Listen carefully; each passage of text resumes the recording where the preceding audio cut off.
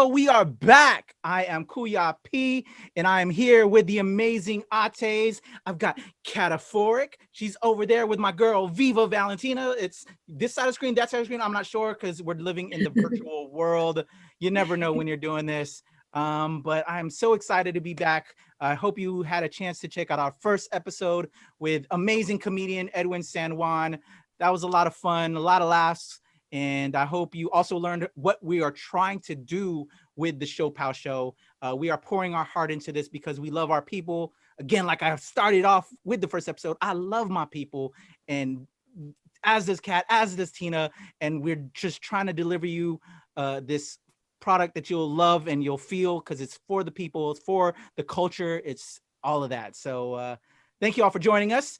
And before we get into it, Kat, Tina, how y'all doing today? Let's talk a little bit before we start punishing each other with Oh man, getting this off the ground. This is really exciting. Like, I've never done a podcast before. I know you guys have done it before. So kind of look at me. But just being able to be really casual and talk about our culture and ask questions and get answers and interview these leaders in our culture, in our society. It's just been a really, really great time so far, and I'm looking forward to doing so much more. All right. And I'm looking forward to finding out more about you guys. We are going to kind of scared. dive into history. Yeah. How about you, Kat? How are you doing since Oh, yes, that exactly. Yeah. Yeah. I mean, it's been really good. It's been a whirlwind of a week for me, for us kicking off the podcast and just like things at the house. And I went to my first pre-COVID wedding yesterday. How was and that? It was good because I went with the it's my roommate who got married. If it wasn't somebody kind of close, I wouldn't have gone, or my old roommate.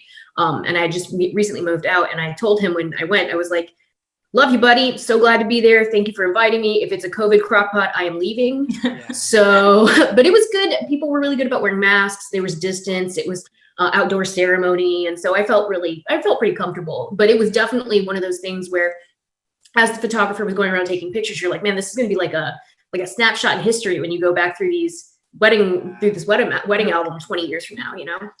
Yeah, we are definitely living in interesting times. I've had a lot of conversations since our last episode, and and my wife and I and my daughter, we were like talking about what we want to do when this is all over and where do we want to go. The consensus is definitely a vacation. Who knows where? Yeah. Somewhere, Gotta kick off those roaring 20s. Mm-hmm. Yeah, so it's an interesting time, and it's just surreal, and just fingers crossed that sooner rather than later with everything. But good times. So I don't know if this is going to be a good time. Again, I'm nervous. I don't know how we want to start off. I've got like nerdy questions because I was so busy with everything else. So I'm going to kind of go to that to kind of buffer like the hard hitting ones that I know y'all are going to hit with. So I don't know how we want to start. I think we should round robin. I think we should go around and ask a question, and everybody has to kind of answer it. Yeah, because this is the questions that I have are questions that like I have something to speak on and things that I'm curious about you guys. Yeah. So I think a really cool place to start would be like, tell me where you came from. Like, how did your parents meet? How did you become a mestizo Filipino American living in Virginia? Oh man, my story is really bad. Can I go last? So we're gonna do that same question for everybody. Everyone has. Yeah, I'm going last. I'm Okay. So I guess I'll go with that question then. Yeah. Okay. Sure. All right, I'll kick it off. That one's easy. I'm okay with this one. I was born in San Diego, California, long time ago, 1977, the year Bruce Lee died. I want to say I was reincarnated. I'm the reincarnation of Bruce Lee. Also, Elvis died that year, so I'm his reincarnation. So I'm a little funky and I'm a little wild. But yeah, born in San Diego, California. My parents met in the Navy. My dad is a U.S. Navy sailor, English, Irish, German guy. My my dad's name is Sam. He was stationed in the Philippines at Subic Bay. Met my mom there. She was a funny story. She worked at a adult establishment, if you will, that many sailors frequented. My mother was a bartender at the place. She wasn't one of the madams, if you will, because that used to be a running joke in the family. She would always say, no, I was just the bartender. But then I've always been like, but why was my dad there? You know? We stand for don't. That's Yes. right. So Absolutely. they met apparently because, and my mom insisted it was more than just that type of an establishment. That it had a full scale bar, and so anyway, that's how they met. And then they like to tell me that their love affair continued from outside of the Philippines to then I was made in Japan. And I'm like, that's way too much information, Mom. Like, I don't need that as like a tattoo. And I think we brought that up with Made in Taiwan, Mr. Edwin San Juan from last episode. But yeah, I was made in Japan apparently, and born in San Diego, and then kind of from there, born and raised because my father was in the military. I was raised all over the world. 4 years here, 4 years there. If you're familiar as a military kid, so I'm a mestizo through my mom, who was from Cavite City, so they met in Subic Bay at that house establishment, but she's originally from Cavite, and a lot of her aunties, uncles, I think she had like a lot of family. There was the rumor was she had 12 brothers and she was the only sister, but I think when I did the family research, it was really 8 brothers and 1 sister. There wasn't 12, but who knows? Because it was a wild time in the Philippines, apparently, learning my history. And but yeah, so mestizo through my mom, and they met in the Navy, and then from there, raised all over the world, being a Navy kid. I think that answered your initial question, Kat. Am I there? Yeah, gorgeous. Okay. 10 out of 10. That is how you acquired your Filipino. Yes, that is how the blood of Lapu-Lapu runs through these veins. Where are you from? No, like, where are your parents from? Like, that's the question. If I had $1. Yeah, right. Okay. But all right, so my story also involves the Navy, but not in the traditional like Navy Filipino sailor story. So both of my grandfathers were in the Navy, and my grandpa on my dad's side got stationed in Norfolk. So, moved the family, raised the family here in Virginia Beach.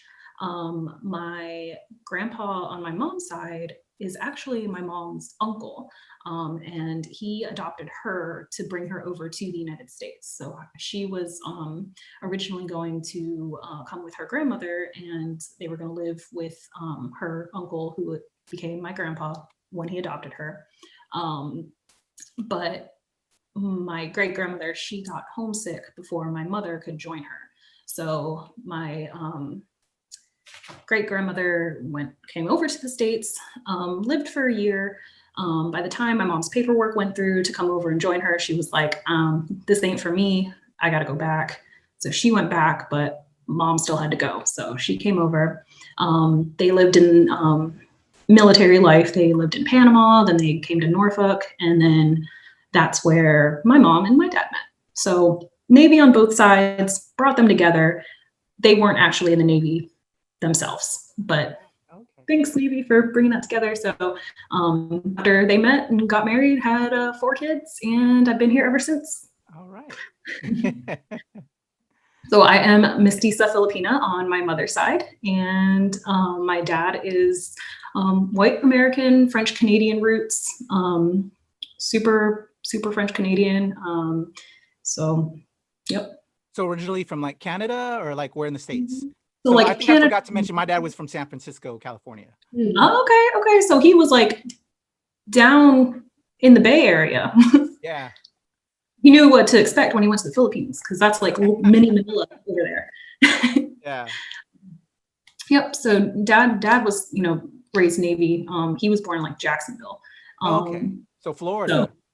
Yeah. But they were, from all over the place. And my Grammy and my grandpa from that side, they were like New Englanders. So French Canadian New Englanders. Okay. Yep.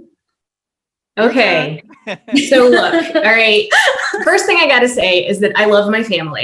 I do. And my mom is great, but I have like the wildest family stories, like absolutely insane. So I'm mestiza Filipino on my father's side. So my father was Filipino and my mother she's a redhead. Like we look nothing alike.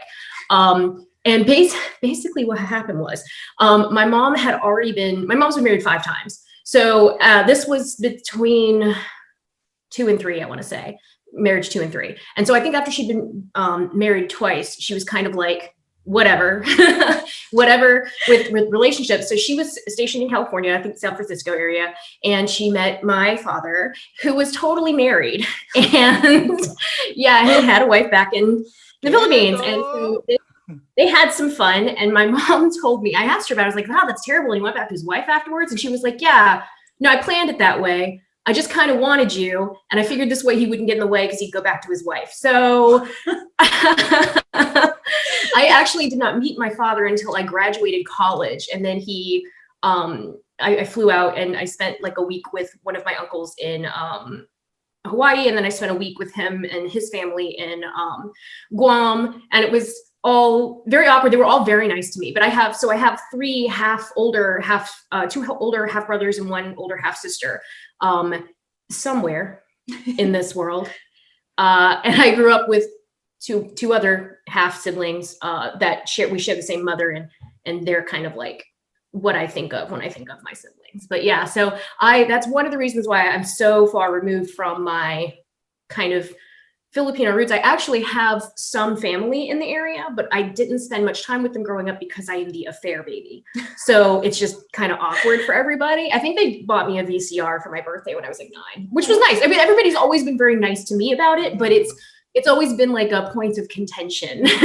Yeah. Apparently, and honestly, it's not that I was neglected or anything, because I did find out when I was way older that apparently my father offered to take me as like shared custody, and my grandmother was worried he would keep me, so she wouldn't let me go. Oh, wow. Yeah. So yeah, it was wild, man. Okay. All right. I know we have like a classic Navy love story, a love story brought together by the Navy and an illicit affair. Awesome.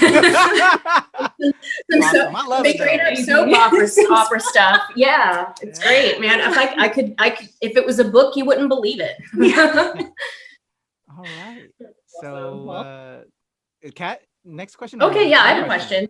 I'll start with a softball one. Okay, which parent or relative do you look like, and which parent or relative do you act like? I think I'm definitely my mom. I definitely take from my mom. No one thinks I'm Filipino German. Most people think I'm Puerto Rican when they meet me and talk to me. But I'm definitely take nothing after my father. My sister looks nothing like me. Matter of fact, growing up, childhood question. Whenever I was around with my sister, they'd always think we were a couple, like little boyfriend, girlfriend. I'm like, no, heck no. My sister is 2 years younger than me, and like she's not my type anyway. I'm playing. Do you guys have? But yeah, it was just very weird, and yeah, I didn't look nothing like them, and but yeah, I took after my mother, and I think I have a little bit of my dad in me to a degree, of just kind of getting things done, but then just kind of the wild ideas and creativity through my mother, for me. What? So for me, like which relative do I look like, and which do I act like? I look like my siblings. Obviously mixed. I don't look like anybody else in my family. My cousins on my white side are all like either blonde or light brunettes, and they're white. I'm a lot more white looking than my Filipino cousins, obviously. So I don't look like them, but me and my siblings all very much look alike. And we are all like, we get along really well. And I act the most like my oldest sister. So we have very similar mannerisms, ways we talk, and interests and things like that. So yeah, so all my siblings we look alike, and in some ways act alike as well. Nice. So that was nice, kind of growing up with that. But we also, all four of us have, I think, very different experiences with our Filipino culture and kind of how we were raised versus like how we identify with it and how we live it as well. So yeah. Okay. Kat, Yeah. answer your own question. Yes, I gotta answer my own question. I think I actually look shockingly like my father, considering he's, you know, Filipino man in his 50s. But if you see a picture of him and a picture of me, you're like, oh yeah, you're definitely his kid. Yeah. Just those brown people genes come out super dominant. But I think I probably act the most like my maternal grandfather, my mother's father, because, you know, he was smart and he was like a writer, and he worked a ton of jobs all the time. He's always doing something different. And he's also very stubborn and had a really bad temper. And so all the good stuff and the bad stuff pretty much together. So, but I stayed with them a lot because, you know, for a while, my mom was in the Navy, and for a while, you know, her husband was in the Navy, or there wasn't in the picture. And so I was pretty much half raised by my grandparents. And they used to say they'd consider me their fourth kid because they had 3 kids, and then I was just always there. So. Okay. So then my question then is, let's talk about our childhoods, you know, so we know about where we were born, our family, that whole connection. So let's just get into, you know, youth, I guess, figuring out yourselves, and then maybe transitioning to then where you learned that you were different, maybe. Oh, you know what I'm saying? boy, So yeah. just regular childhood until the wrecking ball of "No, you're different" came in. Yeah. So, Kat, I mean Tina, and then Kat, and then I guess I'll answer last. Okay. Yeah. Childhood. Okay. So, I was raised very white. Like I remember, I guess the first time I ever had an experience with like being confronted with race was like looking on my standardized test or like my federal card in public school, and being like, my ethnicity is white Caucasian. And I remember thinking like, really? Is that it? Like knowing that like my mom is Filipino, and like knowing that my family is brown. So that was always like strange to me. But like back then, like there was no like check box for mixed or like biracial. Like it was like you had to be one category. And me and my siblings were just raised white. And part of that was like, you know, when my mom immigrated here, like that assimilation was very strong. Like that was what you did. And then like she had a white husband and white family. So it was just very like, well, and the kids like are very white passing, like they're white. So that was always just kind of like a weird, like, to me when I was a kid.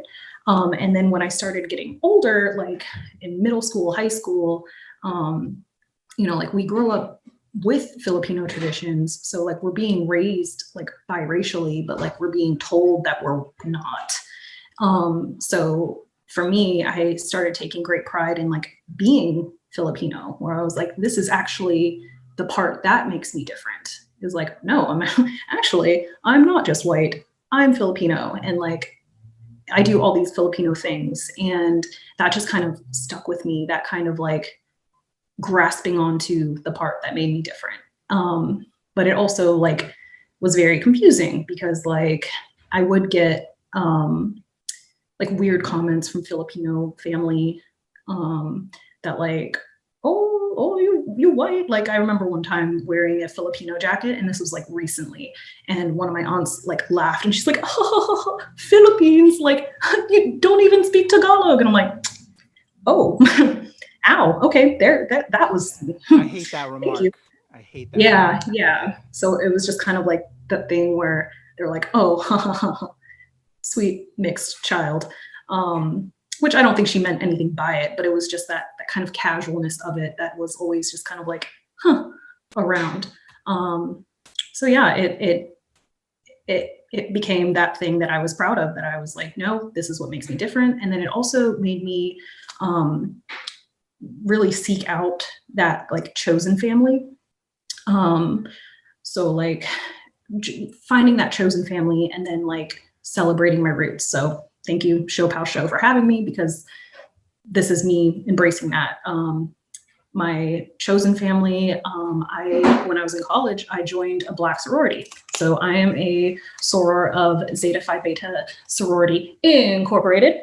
And that's my chosen family. And I remember meeting my sisters and learning about the organization and getting ready to join and having those doubts of like, oh, well, like, I'm not Black, like I'm not, I'm like white, but I'm not all the way white. And like, do I belong? Like, should you guys have me? And I got nothing but like, just that positive, like, Tina, like, nah, like you're family, like you're coming on in. And like, that's, you know, that was just like my chosen family. And, you know, my sorority has chapters all over the world. Like, I think we were the first National Panhellenic Council sorority to have a chapter in Korea. So they've always just been super accepting. And that's, yeah, my childhood pursuit of just finding that community and embracing the part that makes me different had led to that. Awesome. All right. And Kat. Yeah. So I have, you know, I grew up white with my white family, and so I had like, I don't know, I'm very brown in comparison, you know, for a mixed kid within that kind of family. So I never really got to forget that I was not a totally white kid, even though I didn't really have anything to like compare the not white part of my life to. I think there are probably there's two things that kind of stuck out for me that happened when I was a kid. And the first one happened when I was pretty little. It was a relative of one of my mother's husbands.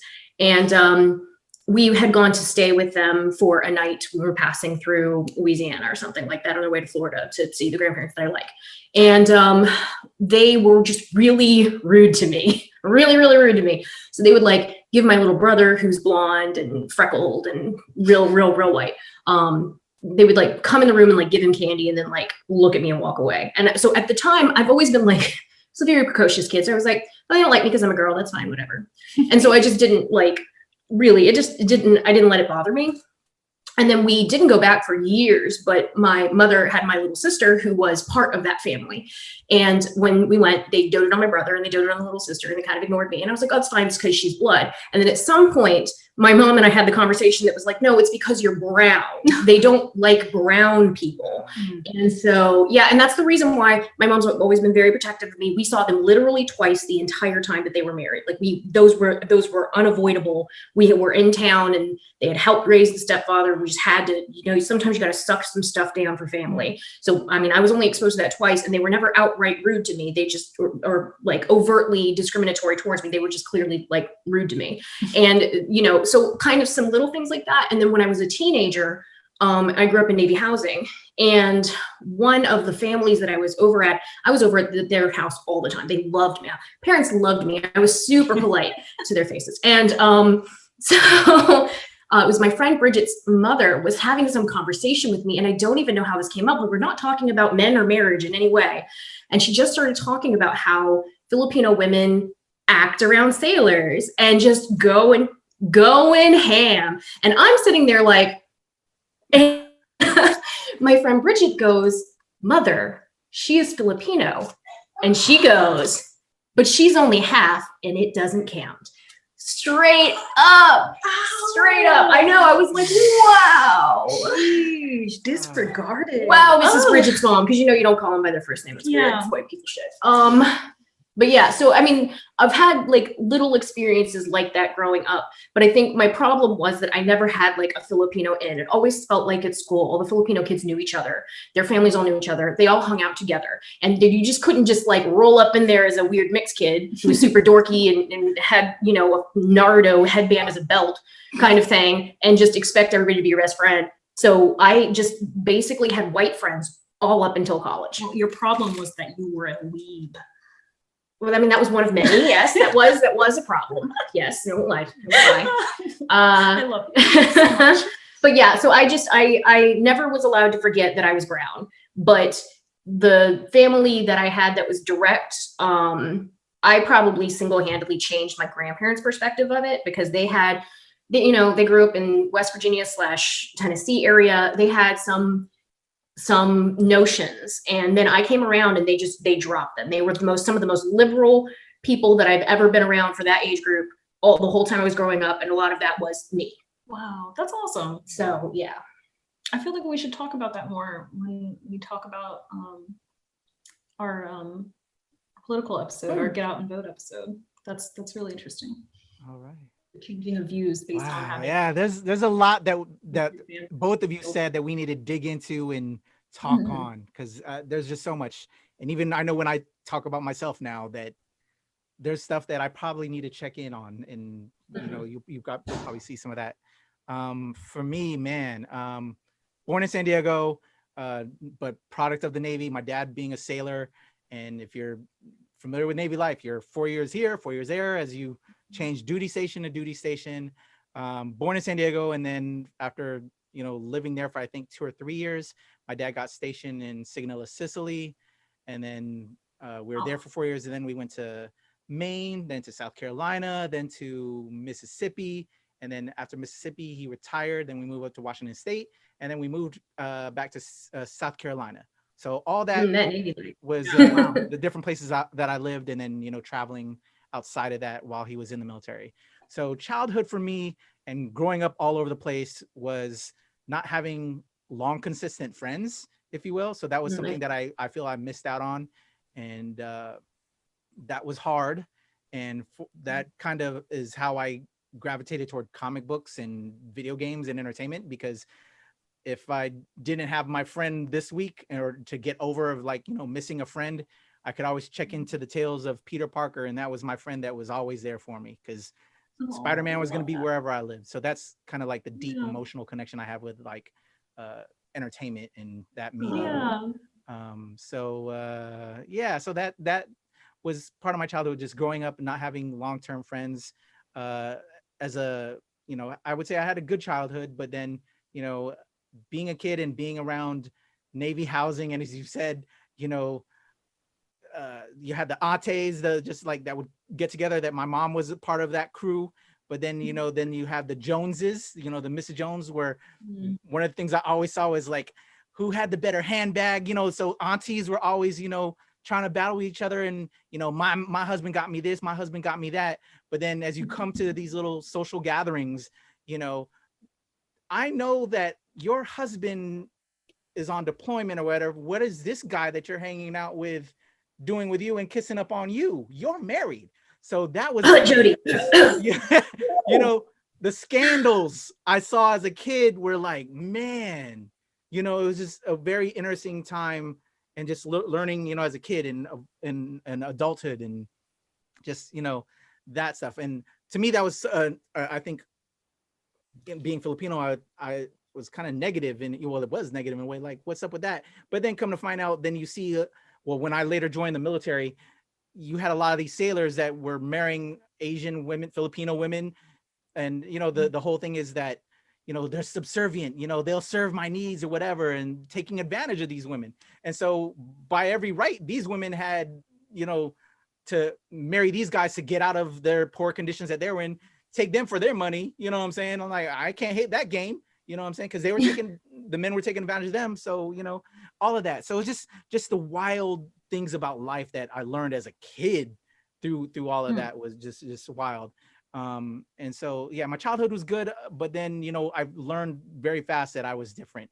Apparently I was a good looking kid, per my mother hearing all these stories. Like, like I'm just a normal kid, but I was different because there was a lot of I guess a lot of white kids. So I was always just that just showed me that I was just that different kid, you know, and it wasn't outwardly there, but you know what I'm saying? How like what was the emphasis of the focus on me, you know? And the only thing I think I was different, you know, and so that it was just like the unannounced way of secretly hearing about these things. And then later on, and then I guess because my mom was also around these aunties and stuff, like they would encourage my mom to do stuff, and she wasn't about that. But then there was a rift that happened with my parents, because being that military lifestyle, you're gone. She's left to take care of this kid, me and my sister. So after a while, and then as I got older and educated and learning about, you know, Americans and white people, and I'm like, here's my dad who was always gone, you know, and then not taking care of my mom, and my mom always being upset that she had to take care of all of us.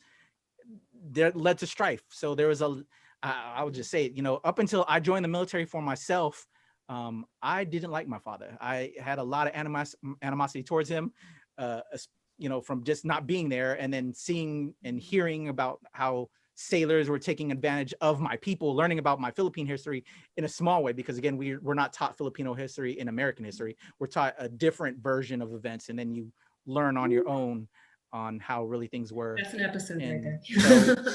so, yeah, I'll say I had developed, you know, some bad feelings towards a lot of white people. Like I didn't like, you know, it was wrought with you know, of abusing and, you know, taking control of others.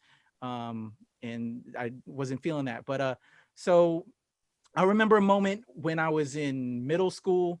My parents had a big fight, and me and my sister were coming home. I had to go get my sister at the school. We walked home from school together, and my parents were having a big fight.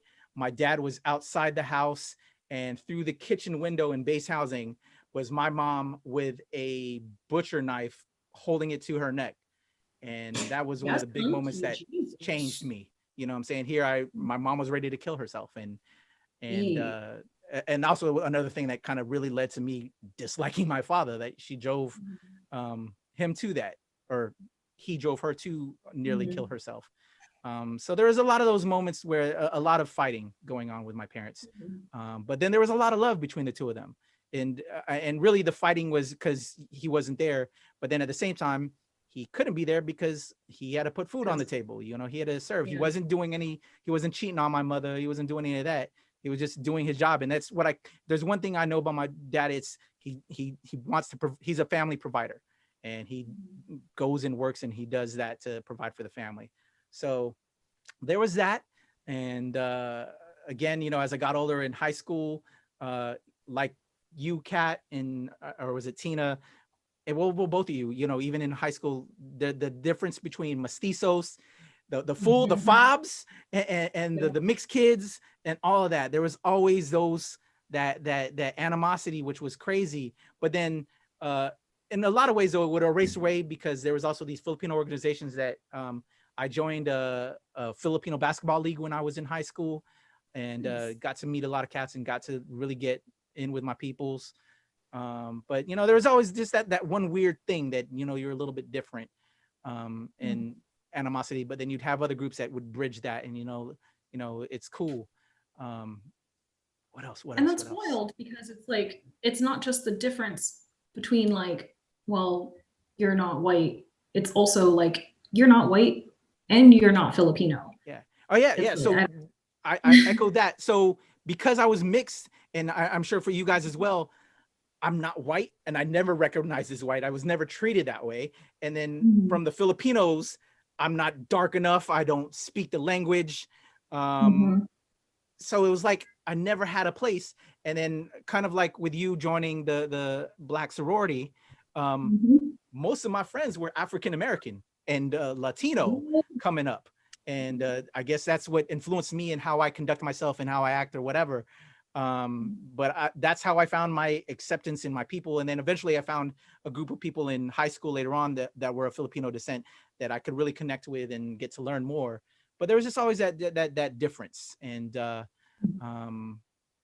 but yeah, there was one other story that I wanted to tell, but I can't recall it at the moment. But If it comes yeah, up, good childhood. But just then yeah, bring it learning up. that you were different was a part of that, and you know, so I think that answered all. I think we all answered that question. My Yeah, I question. think So that- was it? I don't know So, whose okay, questions it's next, but I think yeah. we answered all. my question is lighthearted after all that heaviness We went we all deep. spoke. Yeah. The mixed kid trauma. Oh, Yes. that's an episode. Yeah. A whole episode on that. Whole episode. Yes. But my question is, do you guys have a specifically Filipino comfort food? I'm sure we all have comfort food, but like something that's like Filipino. I make like the garlic fried rice is like with the egg on top that is my hangover food. Like if I can move and I'm hungover, then I make that and I eat it. And it's my blessing to any white friends who might have crashed over. Like let me give you flavor and fix your because I feel like every ethnic group kind of has their idea of like a good hangover food, but you know, the poor whites. And so I just give them something. Like, let me be a bridge between our peoples and give you this fried rice, and your whole life's gonna change. Get a little spam in there. Oh my god, spam and rice. So good. The elixir from ancestors. Garlic fried rice. It's beautiful. So many faves, but if I had to choose, I've always said tocino and plain rice. Tocino and plain rice. I that was just like the easiest thing to make and the quick thing to make whenever I was hungry as a kid, and I'd tell my mom tocino and rice. But then when I knew I could get it, then I would say outside of tocino and rice, I know you only said for one, but it would be sinigang and rice, like a nice I love sinigang. pork with that broth and the rice. Oh, but yeah, tocino and rice, that would be a last meal. You know, if I was on death row, make that my last meal. I'll be good to go. Oh, no, a little patisse. I'm a patisse cat. Actually, you know what? Can we just real quick? What do you put on your rice? I'm patisse guy all the way. I don't want to answer. Pepper. Pepper? Like just straight pepper? Yeah, I love pepper. Okay. If it's not garlic rice, I love pepper on my rice. Just okay. Pepper. I don't know. Nothing wrong with that. Nothing wrong with that. I'm just curious because you know. I butter my rice. Not all the time, but sometimes I do. You're a butter person? Yeah. Butter on the rice. This is both your white sides coming out. I'm gonna just let you all both know that. Yeah, sorry. I swear, because most it's like either patisse or soy sauce. But though to me, soy sauce that's still white. Butter's white. Yeah. Pepper's white. True Filipinos, we put that soy patisse sauce on white. that shit. That's rude. You gotta put that patisse on that rice. Basic. All right, I will accept basic. I like my rice a little spicy, you know, with some Ain't pepper. nothing wrong with that. I usually just eat my rice plain. Honest. If it's not fried up in some special way, or if I'm not putting some kind of like sauce on it or something, it's rice. It's good. I'll eat it right out of the cooker. I don't need anything. It's fine. Yeah. But I when you know those struggle meals growing up my struggle meals were pancakes and buttered rice. Those were the two things I ate all the time. I feel that. I flavor. I just to me. Rice. Go ahead. Oh, I flavor my fried rice with oyster sauce. That's like. Oh yeah, true. Oyster sauce. True. I get down with the oyster sauce. I think it's key. I think patisse is just key. I think is like, you know, every Filipino I know, you got to have patisse on your rice, and you know when you're in a Filipino home when you smell patisse. Yeah, you know there's a certain smell when you're in a Filipino home. That's all I gotta say. So I'm sorry, I totally sidejacked the conversation on that one. No, that's good. Where we were Don't at. worry, food's an episode. Food is more than one. Yeah. My Filipino comfort food is corned beef and rice. And I don't know if this is yes.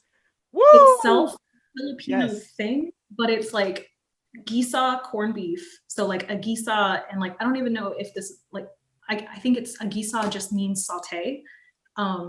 It's the onions, the garlic, and the tomatoes sauteed in a pan. Throw in some chopped potatoes. Throw in a can of corned beef, a can of water.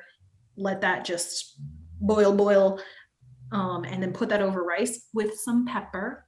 And it's like, that's like No. baby food that my mom used to make whenever I would come home from college. Like, no matter how late I got to the house, my mom's like, pot of corned beef is on the stove. Like, you're coming home? Okay, I gotta get corned beef from the stove. Like, that was just when I came home, I got corned beef and rice. That's really sweet. So like Yo. when I brought home my husband home the first time, she had corned beef and rice on the stove. Like, that's how iconic it is. So that is like my go-to Yo, comfort food. straight up, I might have to make an amendment to mine because for real, what That's corned pretty beef and basic. rice was something that was the struggle food, was the go-to food, was the comfort food all throughout growing up. But I'm literally blown right now. I didn't know if that was a Philip. I thought that was just an everybody thing. I didn't know that was a specific Filipino thing. Like, I never had it before I started hanging out with Viva. I made it for Kat. So is that it? Yeah. So it's a Filipino thing.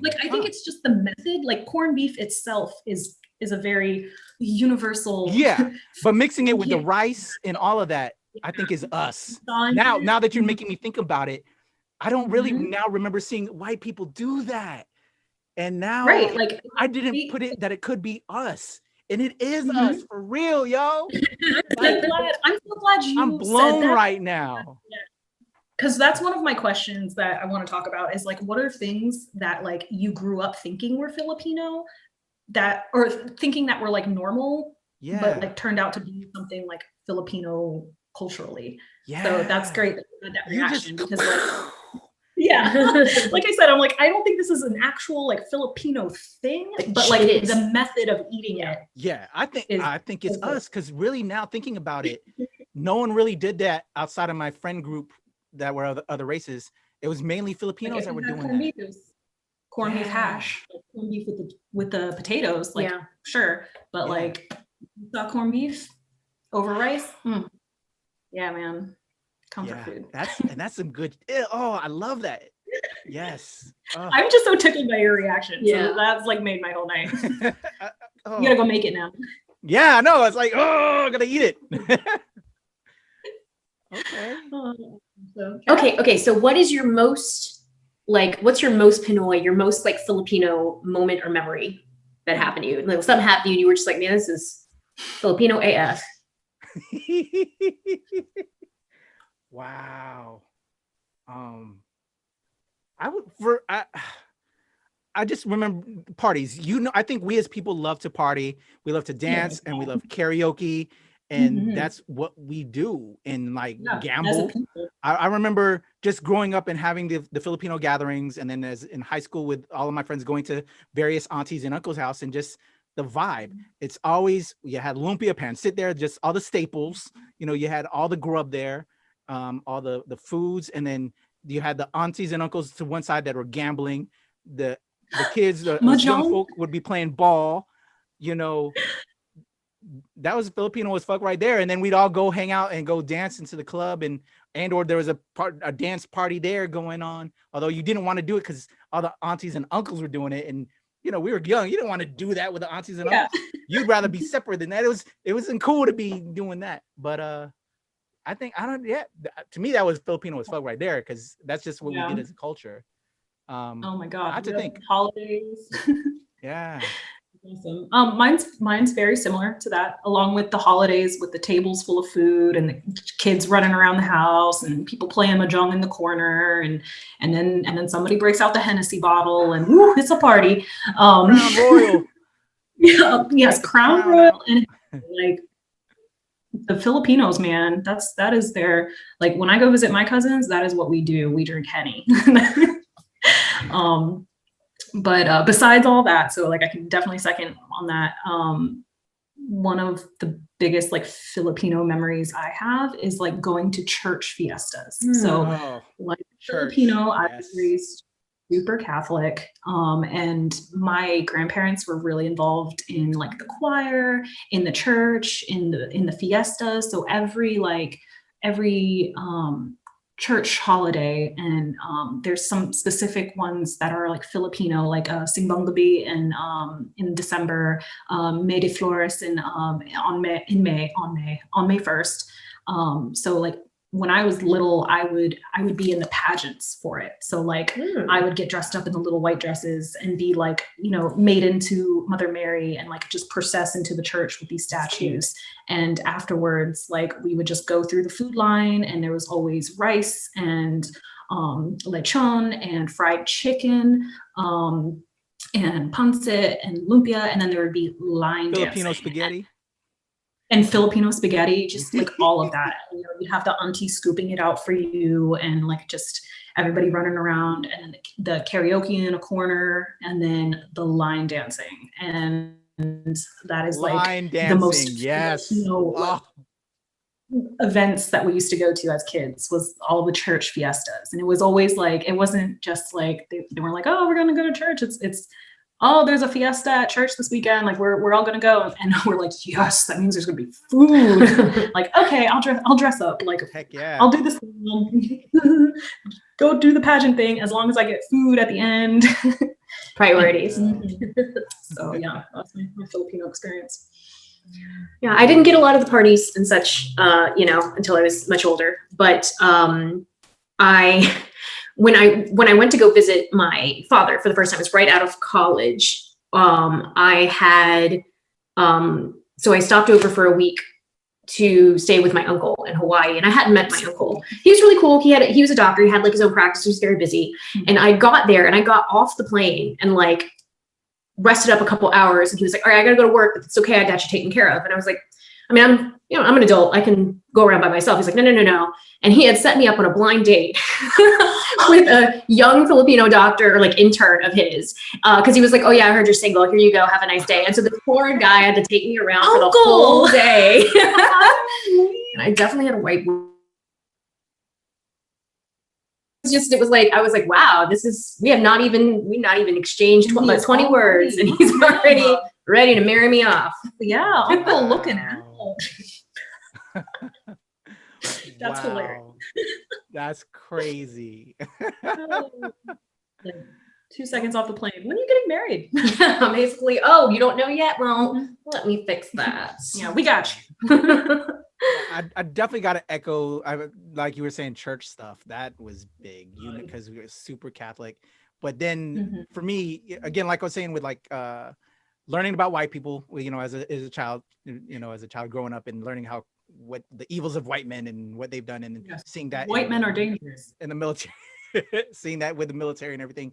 But with church, having to go to church all the time, and that whole, you know, Catholicism is crazy. I'm sure you all know this. That's an episode. That's a whole episode in itself, because I consider myself a Christian, but I've looked at other religions. I don't like, this is a whole nother episode in itself, but Catholicism and the Filipino church drove me away from the church. That's why I'm not as Christian, if you will, per se, you know, as a lot of things, but that's a whole nother episode in itself. But woo, girl, like you said, that's a whole, we got to tackle that one. Yeah, right. I'm taking notes. That's we got a whole lineup here. All right, Creepy, it's your turn to ask the question. Okay, I'm gonna bring it back dark then again. All right, let's do it. I got some light ones lined up. Let's go.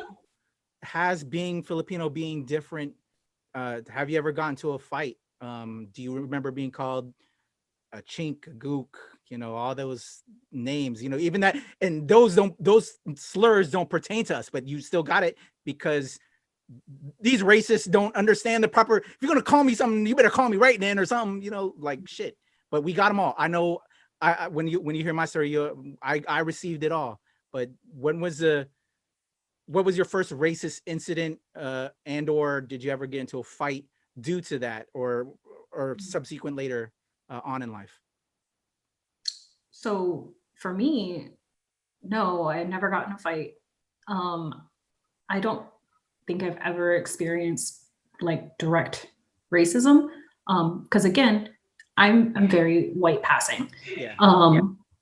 The thing that I suffered from most racially is what I talked about earlier, is that kind of like that mixed kid dilemma, and then the like white guilt, like that kind of like guilt of being like lumped into white people, evil white people, and then being like, oh, that's part of me.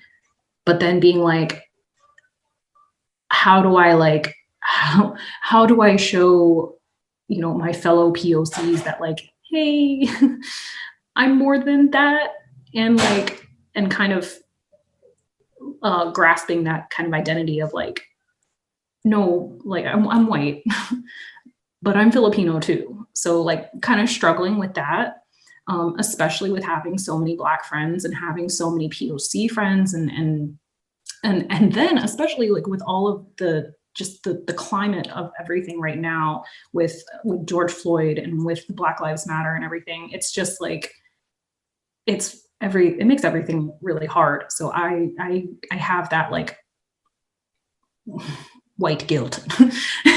So I haven't experienced like the violence. I mean, I've gotten, snooty comments about like, not being Filipino. And I get like the white people like, what are you? Where are you from? No, where are your parents from? Like, you got something. Like, what is it? Like that kind of like insensitive, like racial questioning is like the height of the uncomfortableness that I felt. Like I've had like Uber drivers ask me like, are you Oriental? I'm like, ma'am, what? Like, so yeah, that's the extent of my like racial violence that I experience. And I this is going to be an episode, but it's like with being like white passing, I feel like it's really important to speak out against these kinds of issues, because then people are seeing it. It's like, okay, I'm POC, but I look like you. Maybe listen to me. Like, so yeah, that could be an episode itself. So yeah. We're creating it as we do this. Yeah. We don't have to dig into my white guilt right now, right here. Right now. Okay, so I'm gonna say yeah, totally, but also with the caveat that I was a snot of a little kid. I was real bad. Like if you think I'm bad now, you thought I was bad. Like super nice, yo. I can't imagine Kat being you. You just seem very sweet. I can't imagine you being wild. Not Kat. No. I used to fist fights all the time. I got suspended from middle school so much for fighting that my mom was worried I wasn't gonna be able to go to college, even though I had like straight A's, because I would throw down with guys, I would throw down with girls, I would throw down anybody. You want to fight? Let's go. Nice. I wasn't good at it, but I would go. So yeah, I mean, I got called every name in the book, but also I was already fighting with these people. Do you know what I mean? Mm. So, and I think a lot of it comes from the fact that, I was born in the 80s, and so I grew up mostly in like the early 90s. And so you get that was a time where people used slurs like back to school specials. Like they really legit talked like that. And it didn't occur to us, you shouldn't be calling people this, that, or the other, because that's, what that means on like a sociolinguistic, thing. Nowadays, people still do it, but they know damn well it's wrong. And back then, it really just never even occurred to us that this was insensitive and we should not be talking like this. And so, yeah, people would say all kinds of things to me, and I would say things to people. I mean, there's always lines that nobody crossed who's a decent person, but it just was one of those things that I got used to like rolling off my back. I went to kind of a rough middle school for a little while. And that was just like, there were very few Asians at all in that middle school. So, I mean, I'd walk down the hallway and hear, Chink, Jap, whatever. And I'm not, but also I'm literally the only Asian kid walking down this hallway. I know they're talking to me, but that was just life. It was like, this is a Tuesday. And so it sucks that you grow up in that climate. And I'm glad things are changing now to where even if that's still happening, damn well that's wrong. And back then it was just, well, this is just how things are. So yeah, I fought all the time. Yeah, I heard them all the time. I'm glad things are getting better. Wow. I just can't imagine Kat, yo. You're just a very sweet, person, man. I can't imagine you. I try. Kat got a wild side. Okay. Now. Yes. Sometimes. Leave me alone. You know all my dirty secrets. I love it. Yeah. Wow. Well, thank you guys for sharing. So for me, Mhm. Very much like yourselves, you know, there's those little questions here and there. But one of the biggest fights I ever got into, that was the catalyst for us moving out of a whole state Oh was, wow. my dad had retired from the Navy in Gulfport, Mississippi.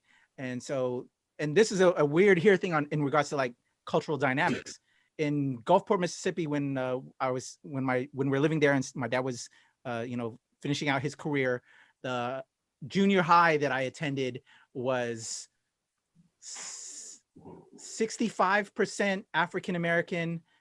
The other rest of the percentage was white, with like 10% being everybody else, your Asians, Hispanics, and all that, Latino. So very predominantly African American. And I had no issues there because for me, you know, I like I said earlier, I gravitated towards African American culture and people, and everybody accepted me for who I am. So I really had no issues at all.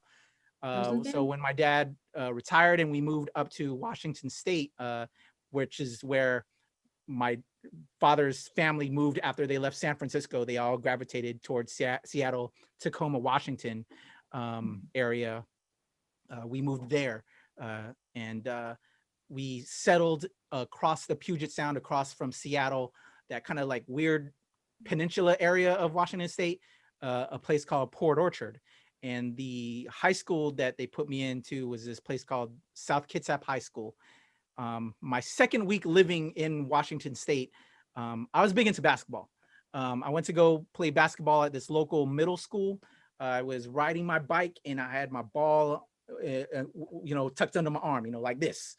I was riding my bike, and then as I was pedaling down the neighborhood to go to the school to play ball, I heard like this country music very loud, just out of nowhere. Look back, there was like a red Ford pickup truck with a bunch of young white teenagers. Long story short, well, so they're in the truck, and then I just heard the country music, and then I heard them like talking and yelling, just being all loud, right? So I was just like, let me keep on pedaling, you know what I'm saying? But you know, I came from the South, like I said, Gulfport, Mississippi, and you already know, kind of like what I said with earlier statements, I had issues with white people, and was you know, I didn't trust a lot of white people here and there. Had a lot of white friends, but you know, I hear country music, I see red Ford pickup truck, knowing about history of white people, I'm like, I'm a little afraid, you know. So anyway, and as I progressed, my thoughts was on point. So I started pedaling. The red Ford pickup truck starts coming up, revving up towards me, and then I'm like looking back, you know, just kind of just checking in what's going on. And then next thing I know is I hear them stop, and I look back, okay, and then I hear them rev up. I'm like, what the hell? Next thing I know is they start to speed forward. I'm like about 200, 300 yards in front of them. They're speeding and then jumping up onto the sidewalk, yo. I'm like, these motherfuckers are about to run me over and kill me. I thought I was going to die, literally. So that's going on. I hear them yelling, chink, goop, everything under the sun, yellow, whatever. And I'm like looking back, scared out my mind. I throw the basketball down. They're revving up. The next thing I know is I'm pedaling like it's E.T. running away from the cops. If you remember the E.T., that shows you how old I am. But when all the kids are running away with E.T., you know, running away from the cops and stuff. So I'm pedaling, they're revving, they're coming close. Next thing I know is I wasn't paying attention in front of me because, you know, my attention was on the truck, making sure I don't get killed or whatever. If I needed to go, you know, which way, that way. There was a tree overhanging the sidewalk, a huge limb. I think you can picture out what happens next. I go, you know, speeding into this limb, clotheslines myself. I come flying off my bike. My bike goes one way. My mangled body flies the other way. I'm all fucked up on the ground. Next thing I know is red Ford pickup truck stops, and all these dudes get out laughing at me, pointing at me as I'm all fucked up. Ching, goog, blah, blah, blah. Ha, ha, ha. Don't let us catch you around here no more, blah, blah, blah. And that was my second week living in Washington State. They got back up into the truck, drove out, and left. I pick up myself after I don't know how long I was lying on that ground. Gathered myself, went home, grabbed my bike. It was fucked up. Grabbed my ball that I had thrown down earlier, went home, and just was like, what the fuck, man? I couldn't, I didn't think this was going to happen. You know what I'm saying? A lot of people like, oh, it's going to happen when you're in Mississippi. It happened in Washington State. To me, that was supposed to be a lot more developed, a lot more, just different. I didn't think it was going to happen. Yeah, so that was that experience. And then I eventually started school, and I noticed a couple of the kids in my PE class. Oh my God, you're kidding. Wow. Here, and also to tell you the social, so like I told you, the social demographics of my school in Mississippi, the social demographics in Washington State at South Kitsap High School was 95% white. And I'm talking paper white. These are pasty ass motherfuckers. These are super white people. And then the rest of the other 5% was your African-American, your Latino, your Asian. So very small percentage. Actually, you know what? I'll go maybe 90% or even 85% white. Yeah. And then the rest being that. But again, comparison, predominantly African-American school to now this predominantly white school. And there was some very racist folk there. And, I never experienced racism like I did in Mississippi as I did here in this state. So going back, so PE class, I noticed some of the cats that this incident occurred with, because that's such of a traumatic incident. You're going to remember some of those faces. Yeah. I saw these cats. At least I saw two of them. And right in PE class in Washington State, you have to shower. Everybody has to shower. You have to, everybody showers together. They have these shower stalls. As soon as I saw these cats, I saw these dudes. I saw one of them in particular. I saw a window of opportunity. I ran towards that motherfucker and lit his ass up. His boy tried to start fighting me. I was fighting his ass too. I had a couple of partners that were Filipino that I had met, and they joined me. And needless to say, we got into a little bit of a brawl. But I got a little bit of sweet revenge. I got some licks in. It was you. But I never fought in school before, or at least on school grounds. I had gotten into fights when I was in middle school here and there because of there was another story that I neglected to tell earlier of a white middle school red-haired bully that talked shit about me, and that was another time. But we fought off of school grounds. But this was my first fight on school grounds, and being a A/B honor roll student, my mother and father were blown that their child got into such a fight. But they kind of understood when they remember their kid coming home getting fucked up from the incident before with the basketball. And it was at that point that, that was one of the many catalysts that my dad wanted to retire and settle in Washington.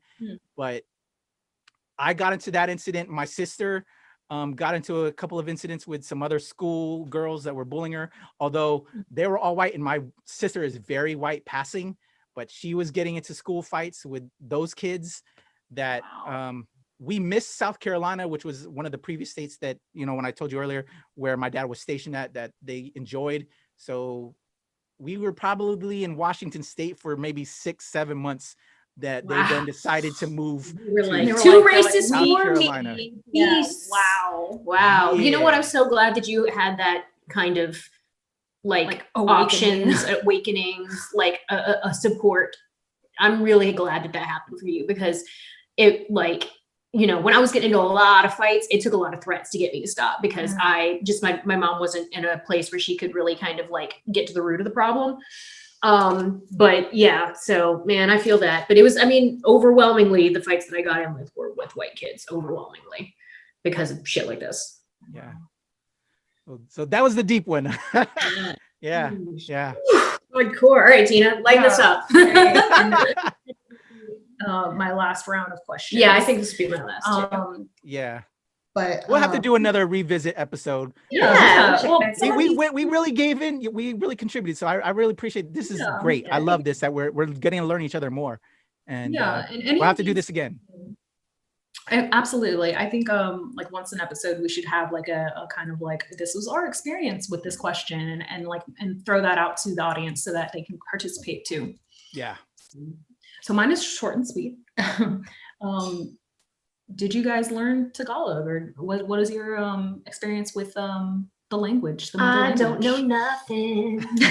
I know nothing. Absolutely nothing. Yeah, concerning the history that we now know of how you were raised, I'm not surprised. I don't know. I know a couple of words. I know a couple of phrases. We know all the curse words because you hear it all the time, especially when you're getting cursed out because you did something wrong. So I would hear, "Ay nako, putangin mo, Patrick Michael Strange," because they throw your whole name in there. That's when you know you really got in trouble. But you get the business, "Ay nako, putangin mo, motherfucker," and just all of that, and then your name, and then okay, I recall that. I know a couple of words, but my parents were teaching me Tagalog growing up. As a kid, but apparently when we were living in Italy, and then when we decided to transition, when my dad got stationed in Maine, when we finally moved to Maine, they decided to stop teaching me because apparently I was getting my words confused. So, here we were in Italy where Italian, we were living in Italy. Yeah. So Italian was being spoken. We had Latin friends, so Spanish was being spoken a lot. My mom was Tagalog, and then English, obviously. And they said I was getting confused, but I still hold a grudge against my mother because the best time to teach kids is when they're young. But it was at that point that they're like, "Oh, he's getting his words confused. He's gonna need to go to college and learn English. Needs to be better," and they gave up on me. So I'm still mad to this day about it. And I know few phrases. I know certain words, but my Tagalog is limited, and I wish I knew more. Yeah. Yep. I'm pretty much in the same boat as you. Like, again, that my mom like assimilating into American culture. Like, she only spoke Tagalog when she was on the phone with relatives, and so I grew up like listening to her speak it and like knowing that like she was speaking a different language, and she actually spoke a couple dialects. So she spoke Tagalog, and then she also I think she understood more but spoke a little Ilocano, and but like I learned how to count to 10 as a child. Like I know mahal kita din, words for things. There was a period when I was in like middle school where she was teaching me different phrases. So if I was to ask her like, "Oh, I'm going to go ride a bike," like I'm going to go hang out with my friends, like I'd be able to tell her that in Tagalog. But like, I didn't practice it that much and nobody else spoke it to me. So it was just one of those things that was lost. But yeah, it's like when you're not speaking it at home constantly, like you're just never going to get it. So, and my mom would say, she's like, yeah, our pediatrician, I think, was Filipino. And they were like, "Teach the kids Tagalog." And she's like, "Why?" Like, I don't need to. And I, besides like being cute, like, "Oh, count to 10. What's your numbers?" Isa, dalawa, tatlo. Like, there was no need for it. So yeah, I didn't get any of it. Feel you. Yeah. All right, let's do something fun. So we're all big nerds, and we all kind of met on the nerd scene. Yeah. So if you like, what is your nerd specialty? Like, what are you like? Absolutely, you are an expert at this. I'm not saying you're the best in the world, but you could do a TED talk on this. Okay, so don't be general. Be as specific as possible. What is like the thing that you can do? I bet I can guess, Patrick. Oh yeah. You tell me what you think it is. Okay. Wow, Patrick. that's big because you're a big nerd. Mm-hmm. This is probably the easy one, maybe what you're thinking. But like going to tie in with the earlier conversation. Like I said, Peter Parker was my best friend growing up. I read Spider-Man. That was my guy. You know what I'm saying? So I probably have the most Spider-Man knowledge out there, if you will. I can tell you specific issues that characters made their first appearances. I can tell you creators that worked on the title. If I was to go head to head in a trivia competition with you hosting at Dave and Buster's, Cat, I think I could destroy anybody with some Spider-Man trivia. Nice. Okay, I was Maybe wrong. not what you were thinking, but I don't know. You see the Spider-Man ish behind me. Yes. Hello. Yeah, Like, there's everything visually is Spider-Man behind cued. you, so I should have known. But my guess was G.I. Joe. You know what? The first comic book I ever purchased, so my mom actually was the one that bought me Spider-Man comic books, but the first comic book that I ever purchased was G.I. Joe. Nice. And my favorite toys were my G.I. Joes. So you're right there. I'm deep with some G.I. Joe history too. I'm just as heavy with G.I. Joe as I am with Spider-Man. So Spider-Man was your first love. Yes, that was what my mom bought me. Yeah. And then when I made my own money by mowing lawns in the Navy neighborhoods for like $10 a pop, I would go mow lawns. My first kind of job, trying to that Asian hustle. That's right. I would go buy my first comic book that I bought was G.I. Joe, as well as Nintendo games and all that. Yeah. But you're on point, Tina. You got me. My first love and like my nerd like powerhouse of knowledge is Lord of the Rings. Mm-hmm. Like, okay, I love Batman growing up. I love comics. I loved I was really into like Yu-Gi-Oh and things, but like my first like thing that I like sunk my nerd claws into was Lord of the Rings. And like I ate everything up. Like I saw that, like, and I was introduced to them from the movies. Like I saw the Two Towers and I was like, give me more. I read the books, I read The Hobbit, I read the Silmarillion, like the Tolkien Bible, like how the earth was made, like everything. Like I can TED Talks for days. TED Talks for days. Like I remember being in middle school and like not wanting to turn in my copy of the Silmarillion. And like, it got to the point where like, I got a letter sent home. It was like, you have to pay for this book if you don't return it. I'm like, I knew where it was. I had it. It was like right here. And I remember going to the librarian and being like, so like, if I give you $2.17, I don't have to bring you the book back? And she's like, no, you paid for it. Your girl took out all and gave it to her right then and there. I was like, oh, yeah, it's gone. I don't know what happened to it. Here's your $2. Like, thanks. Love it. Yeah, that's my nerd core is Lord of the Rings. Which your Animal Crossing island. My Animal Crossing island. Lord of the Rings themed. Oh, really? I gotta visit you then. When we I haven't went- played in a minute because I've been doing this stuff. But I gotta visit you. So if you just a heads up though, if you visit her, like you go to her island because she's got some good, she's got good turnip prices or whatever else, she will make you go through a tour while she explains to you how each ties into a different part of Lord of the Rings. It's dope. Nope. It's like That's fandom right there. I love it. That's It's good. Yeah, it's dedicated.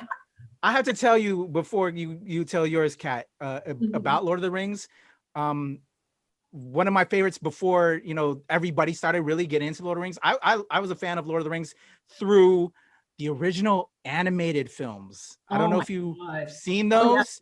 That shit used to give me nightmares, girl. It is intense. It was intense. And we saw these, they played this when teachers in middle school, when I was growing up, didn't want to give us lessons. They would put on certain movies. And I was introduced to the Lord of the Rings, The Hobbit, through the animated film that they played at school. That's awesome. Yeah. And that shit would give me nightmares, yo. It was so scary, but so good. Those animated films are classics to me. Classic high fantasy, man. Yeah. My bread and butter. All right, mine is Archie. Yes. Mine are the Archie comics. So when I was a kid, I devoured books. I read all the time. I would check out like 20 books at a time from the library when we would go once a week. And so one thing that my mom would do to kind of get me to shut up and go along is that every time we went to the grocery store, she would buy me an Archie Digest.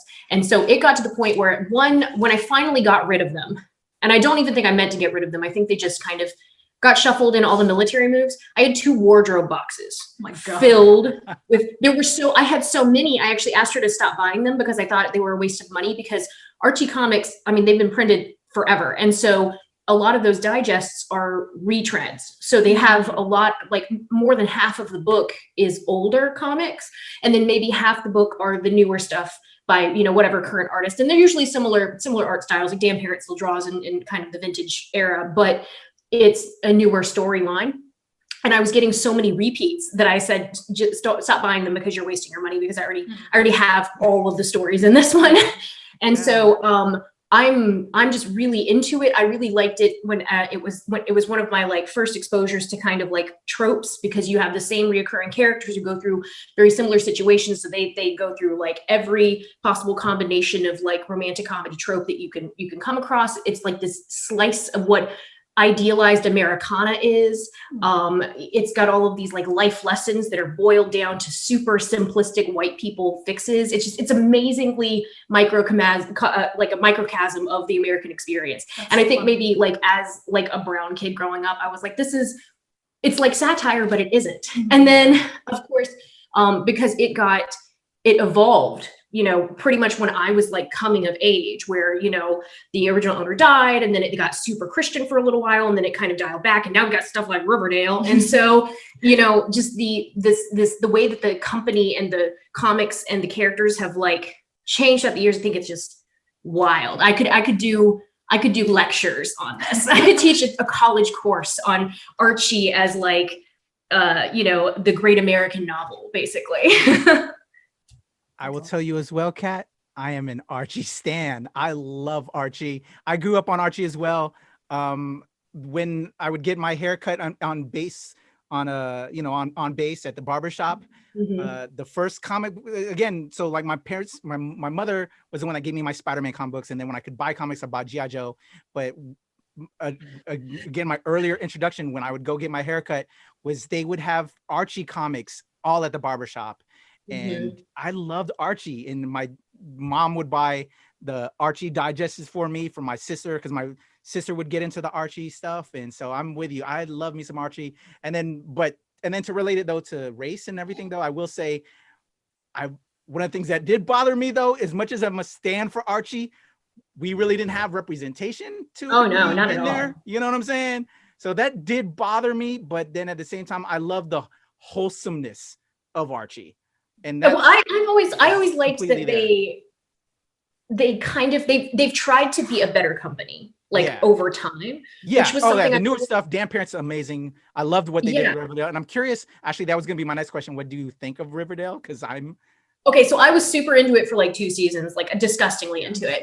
And I kind of fell off the wagon. And to be fair, I was at a place where it was very easy for me to watch the episodes for the first 2 seasons. And then after that, I had to kind of wait till it trickled onto Netflix, and the shock value kind of wore off a little bit. But I'm super supportive of what they're doing, except so the showrunner, Roberto Aguirre Sacasa, he is also like top dog at Archie Comics. And this is my favorite Archie story to tell, is that when he was in college, and I think I was in high school, he was going to like a theater acting school, and he had this like student performance piece that he wrote and put on that was based on Archie, and it was Archie coming out of the closet, and they sued him, and they did a cease and desist order. And there was this huge backlash, because basically everyone was like, you can't stop being homophobic. It's like 2000. You gotta quit now. And so they were like, oh shit, like, I guess we can't be like that. And so then that's specifically why they wrote the character Kevin, who is the openly gay Archie character. So I feel like that's really neat that they are kind of trying to learn from their mistakes and make updates, but they definitely need some more Asian representation. But I love that in Riverdale, Reggie Mantle, the jerk, super popular, super good looking guy, is Asian. He is Asian. And when they had to recast him because that actor got busy, they cast another Asian. Thank you. Like, that was exciting to see somebody. Yeah, Dilton Doiley's Asian too. I got you. But you know, we also get like the tough, hot jock guy. Like, we want all the representation. Yeah, I'm such a stan. I remember when all that was going down too. Because I was big into it. And actually, I think Roberto is from here, because I had a couple connects through him back in the day when I was writing and publishing comic books at the time. Oh, really? And I might have to work into that. You know, maybe we can do a little special episode, you know. Oh my God, I'm so hyped. This has been awesome. This has been a great, are we? Yeah, I think this is really great. Are we done with questions on these? Yeah, I think that was a good, we all got a nice little round in. We got some deep, we got some fun. We got some fun facts. It's a lot of fun. more. Like this is great. We got some ideas for future episodes. Yeah, and then I think very therapeutic as well. And I don't know about you guys, but for me, talking about it. For sure. Again, jumping back into doing these things, we've all discussed, like in the last in our first episode, what we've been doing this whole year, and now doing this, in a way, by virtue of doing this, exploring our history, exploring our culture, we're again, why we wanted to do is to find more about ourselves, and what through virtue of doing that and talking about each other's experiences, and kind of just sharing our experiences with each other. Like, I love this episode. I know now more both about you, what y'all like, and more about me and some of the things I've gone through. But just the virtue of talking to it, I can't thank you enough for sharing. So thank you both for sharing, and Thank you for letting me, tell you a little bit about myself. And it gets a weight off your chest in a little bit away, and and we know more each other about that aspect, and then it gives us information to work on that for other stuff, and like what episodes we want to tackle. This has been great, y'all. Appreciate you so much. Can't wait to do more of this, and what we're gonna do and who we're gonna talk to. It's gonna be bananas, yo. I love it. So let's sign off. This has been a long one. I hope y'all appreciated this, the viewers watching this right now, this therapy. Please share your experiences. If any of the questions we discussed in this episode touched you and you want to share, please let us know. We want to know more about y'all. If there's something you want us to answer in the future, please let us know. And we'll give you our socials as well. If you want to hit us up on the side, I'm cool with it. I don't know, ladies, please be, especially we're all, have our various situations. Don't be in the DMs trying to holla, whatever. But